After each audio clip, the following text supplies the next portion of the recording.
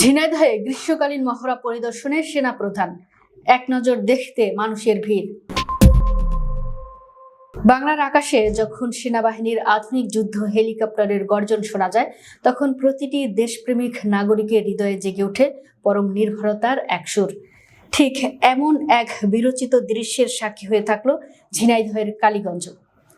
বুধবার দুপুরে সেনাবাহিনীর গ্রীষ্মকালীন যৌথ মহড়া পরিদর্শনে হেলিকপ্টারে করে কালীগঞ্জের কোলা ইউনিয়নের নতুন বাজার এলাকায় অবতরণ করেন সেনাপ্রধান জেনারেল ওয়াকারুজ্জামান।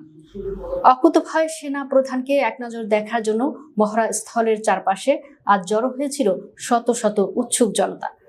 দুপুর 12টার দিকে হেলিকপ্টার থেকে নেমে সেনাপ্রধান সরাসরি মহড়া স্থলে পৌঁছে যান।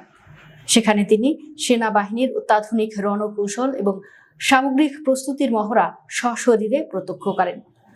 সেনাবাহিনীর নিয়মিত প্রশিক্ষণের অংশ হিসেবে আয়োজিত এই গ্রীষ্মকালীন মহড়ায় সেনা সদস্যদের নৈপুণ্য এবং সামরিক সরঞ্জামের সঠিক ব্যবহারের বিষয়টি বিশেষভাবে গুরুত্ব পেয়েছে। মহড়া পরিদর্শন শেষে সেনাপ্রধান উপস্থিত সেনা কর্মকর্তাদের সঙ্গে কুশল বিনিময় করেন এবং দিক নির্দেশনামূলক বক্তব্য দেন। তিনি অত্যন্ত দীর্ঘ কণ্ঠে সেনা সদস্যদের আহ্বান জানান, দেশের সার্বভৌমত্ব রক্ষায় সবসময় সর্বোচ্চ প্রস্তুত থাকতে হবে। একই সাথে তিনি গুরুত্ব আরোপ করেন যে সামরিক পেশাদারিত্বের পাশাপাশি যে কোনো ধরনের জাতীয় দুর্যোগে জনগণের পাশে ঢাল হয়ে দাঁড়ানো সেনাবাহিনীর নৈতিক ও মানবিক দায়িত্ব।